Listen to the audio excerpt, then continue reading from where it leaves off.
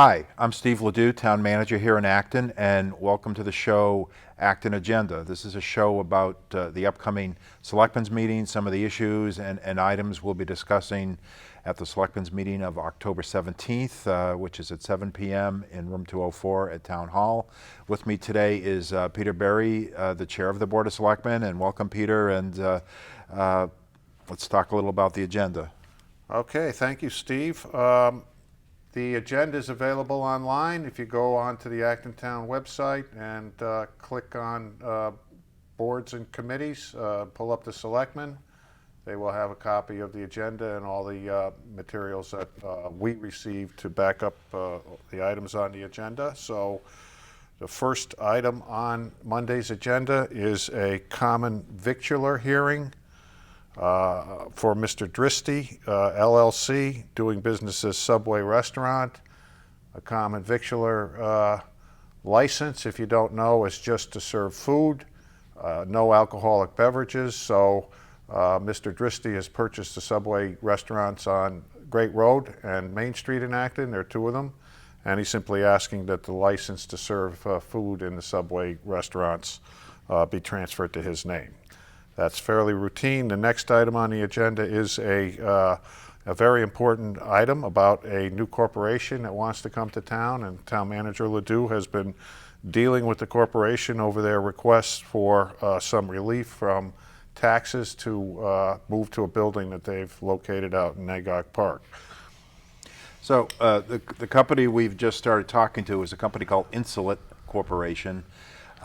They manufacture insulin devices. I've not seen the device, but it's a very small device that kind of fits on the arm and gives somebody about, I think, 3 days worth of insulin. So for diabetes patients, rather than taking a needle every so often, this device stays on their arm.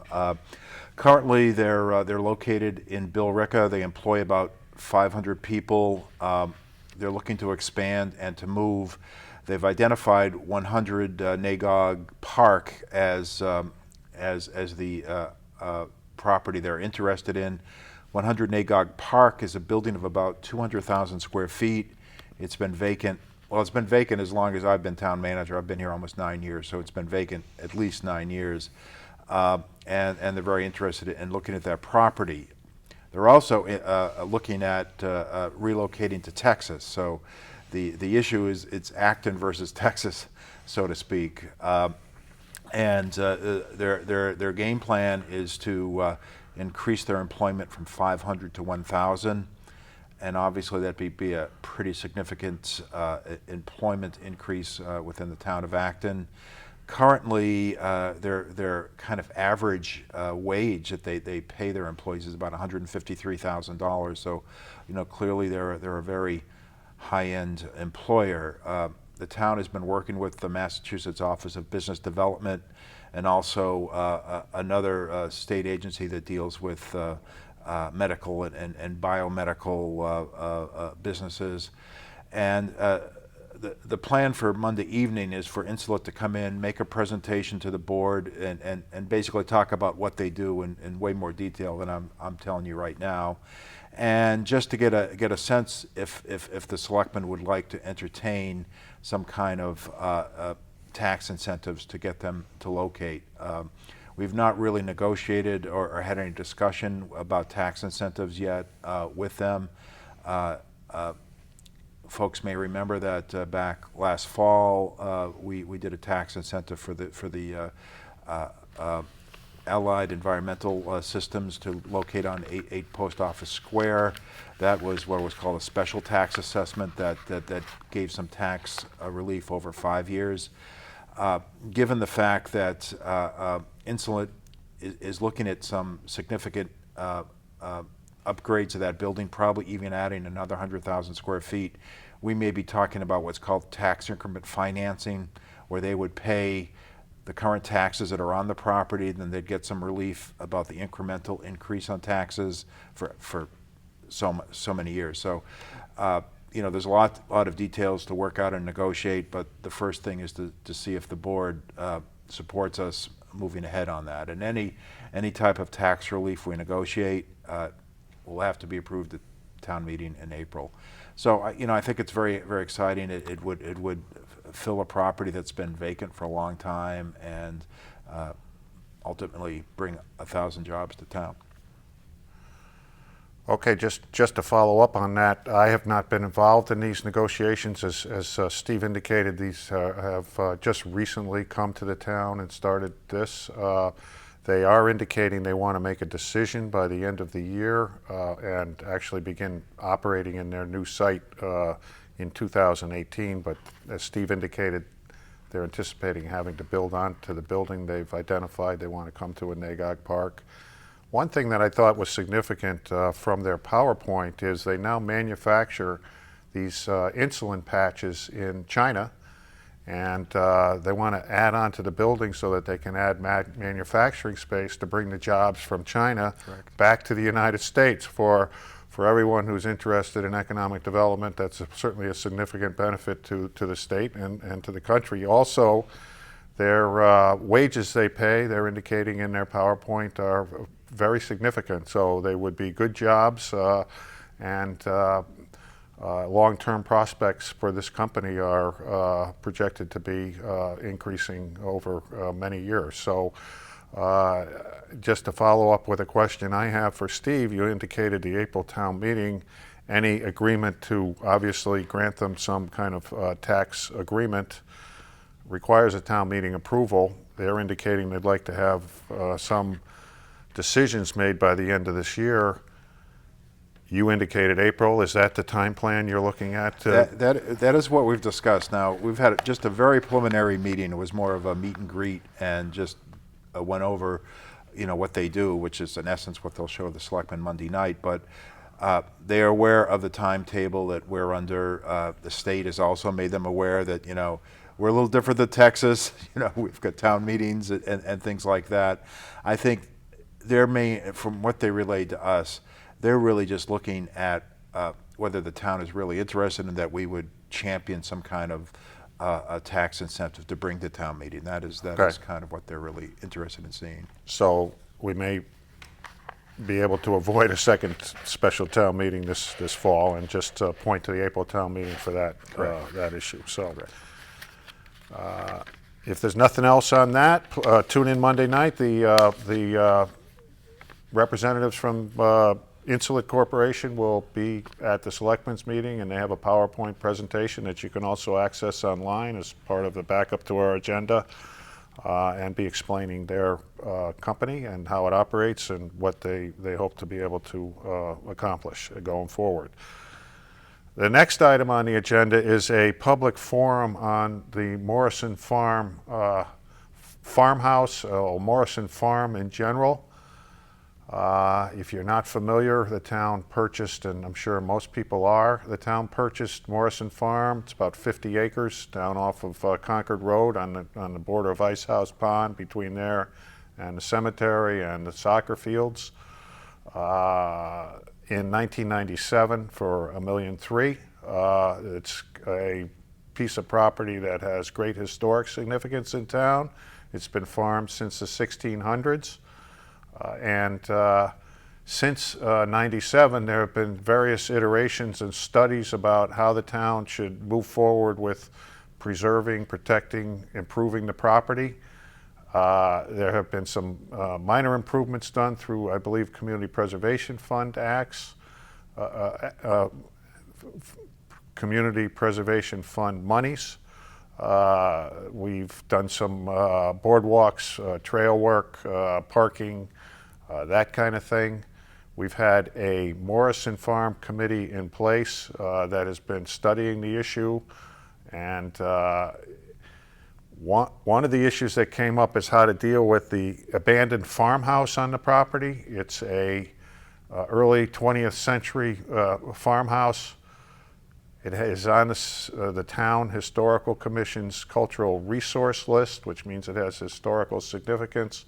It's described as a Depression-era farmhouse.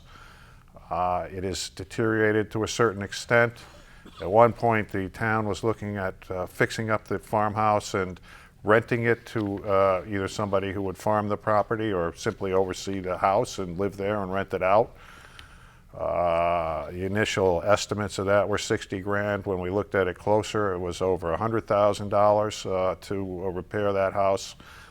Some of it because of asbestos would have to be removed. So those costs became a concern for the town. We were approached by Habitat for Humanity, who would be interested in gaining ownership of the house. So Habitat doesn't do rentals. They like home ownership. You're familiar with that program. They use a lot of sweat equity to fix up deteriorated properties and then sell them at very low cost to low-income families. Very reputable program. We've done other projects with them in town. They offered to buy the house from the town and rehab it and put a Habitat-eligible family in there. That would require jumping through some hoops. The zoning doesn't currently, we'd have to cut out a lot out of the Morrison Farm property to accommodate the sale of the house. Current zoning doesn't allow that, as I understand it.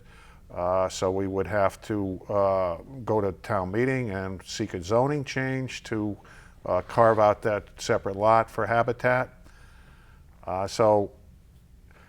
The Morrison Farm Committee that we put together has objected to selling a portion of the property, which would break up the frontage along Concord Road. We now own from Ice House Pond, the Cemetery Commission, and past the soccer fields, past the cemetery, and there would then be a break in town ownership of that property where the house lot would be. The committee feels that it's inappropriate because to have a house occupied there would impede access to the property for the citizens of Acton, make it harder for people to access the back gardens. We have a community garden there, the back wood lot and trails that we have through the property. So there's been objection from the Morrison Farm Committee to selling the house to Habitat. Some groups in town have supported selling it. The Acton Community Housing Corporation has pointed out that we adopted a housing production plan in town, and one of the goals of the production plan was to try to increase the supply of affordable housing in Acton by using town property to build affordable housing. This would be an opportunity to do that, and the Community Housing Corporation is supporting the Habitat program. The historic people in town are concerned about tearing down a historic piece of property. There's been various other proposals to move the house someplace else. What the selectmen are hoping to do at this point is juggle all these balls, get input from all the various perspectives, and finally make a decision to move forward. The house continues to deteriorate. There's a barn on the property that's deteriorating as well. There have been some suggestions to fix that up, convert it into a community center, whatever. We've owned the property for, I guess, pretty close to 20 years at this point. We need to do something with this house and the other structures on the property.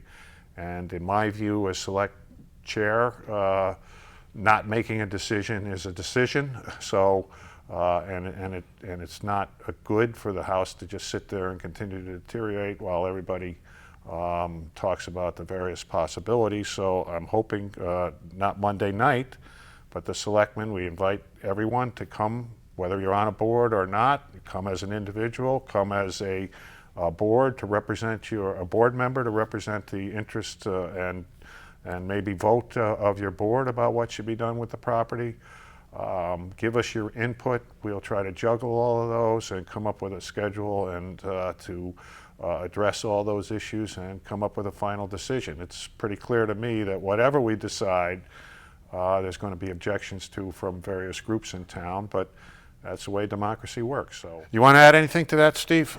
No, I mean, I just think it's obviously it'll be a big decision for the board. This thing has been discussed for a long time. I'm the one that actually worked on the Habitat for Humanity because I thought want to resolve the issue of renovating the house, the town wouldn't have to go to that expense, but it is complicated, as you say. It'd have to be rezoned. There's concern by the committee about access to the gardens, the meadow, if you have a house right there. So there's a lot of things to think about. I'm not sure I know what the answer is. I mean, there's some sentiment for some folks to demolish it. There's some sentiment to perhaps move it and make it maybe a comfort station for the Bruce Freeman Rail Trail, which isn't too terribly far from the site, and maybe moving it near there, near the East Acton Green, so to speak, or whatever. So a lot of things for the board to think about. Okay, moving on, under Selectmen's business, the next agenda item is a discussion of the town server versus private emails. This is just an issue of right now, all the selectmen have private emails that we use for all town business. The public records law obviously makes all of those emails public records. That becomes an issue because most selectmen are like me, I delete most of my emails, and certainly as we've gotten embroiled in this litigation over the Community Preservation Act funding to churches for their historic properties in town, there could be requests for discovery or whatever that would demand all emails from every selectman involving certain subjects or whatever. So the issue here is, should we switch with selectmen to the town server and have selectmen's emails be under Acton's town email provider rather than our own personal emails? That gets a little complicated too, because then you have two sets of email accounts on your devices, and you've got to figure out which one you're using when you go back and forth. Not to bring Hillary Clinton into this issue, but that's basically, I want to talk to the selectmen about whether it might be more appropriate to have a separate email for all town business rather than using our own private emails. I know the school committee does that, and so we'll just have a discussion about that and see what people think. Those are the main items on the agenda. The rest are consent items, which we don't feel will involve any debate. Any selectman can pull these off consent if they have any questions about them, but they're generally non-controversial issues that are easily agreed to. So always have a request to dispose of obsolete material from the Memorial Library, books that have deteriorated or whatever that they no longer can use, that would be disposed of. There's a sewer privilege fee request for 456 Mass Ave and 143 Prospect Street. This is basically on the corner of Prospect Street and Mass Ave. There are two subdivisions that are being developed by the same developer. And this is simply a request to connect up to the sewer for these subdivisions, and the amount of the request is calculated under the bylaw that deals with the sewer connection fees, and it's recommended by the Board of Health, so I suspect the selectmen will go along that. We have approval of meeting minutes for June 6th, June 20th, and July 18th, 2016. We accept gifts generally at every meeting.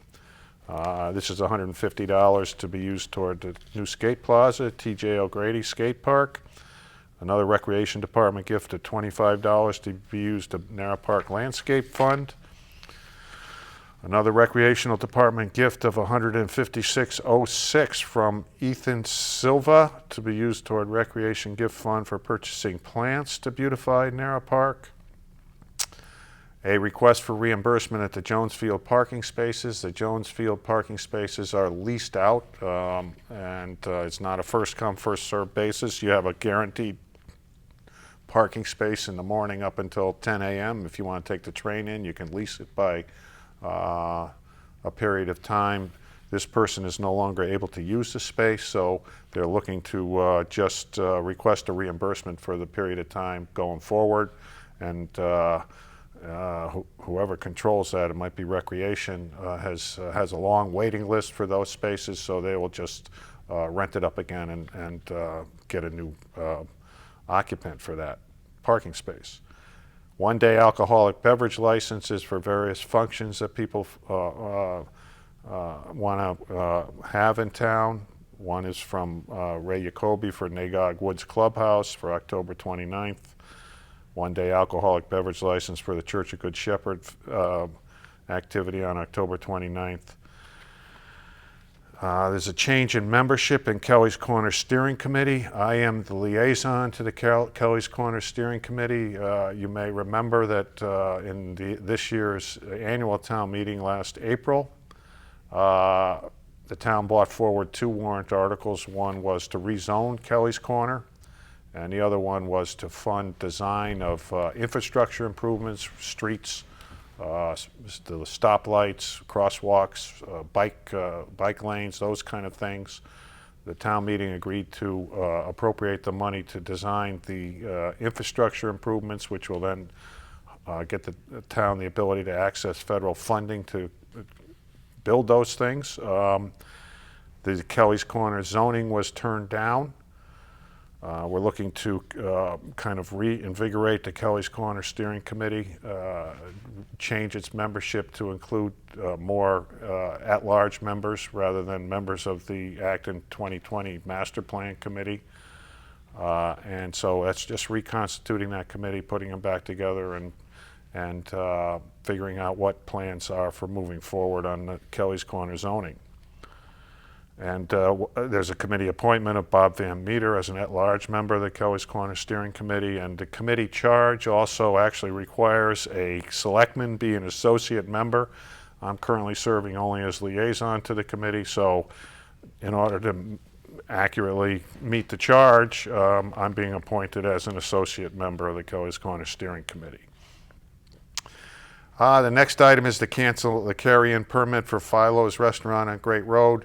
We granted them a carry-in permit for alcoholic beverages for a temporary license so they could open and serve, and people could bring in alcoholic beverages while their license for a full alcoholic service was being processed and sent through the state Alcoholic Beverage Control Commission. They've now had that approved, so we're canceling their carry-in permit because they can now have a license to serve full alcoholic service.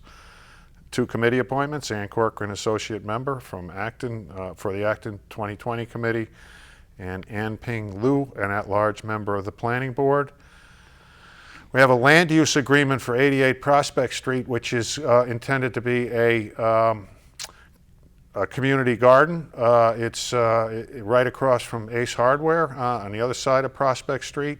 Another piece of property in town that is a beautiful landscape. It's got a red barn on it. It goes back to the 1600s. I think the house on the property is from earlier colonial period, so that should be a beautiful piece of, it's now open space, and we'll be hopefully starting a community garden on that next spring. If you check the website and the documents attached to the agenda, each selectman has a report of all the meetings we've attended as liaison since the last selectmen's meeting. So that is completes the agenda.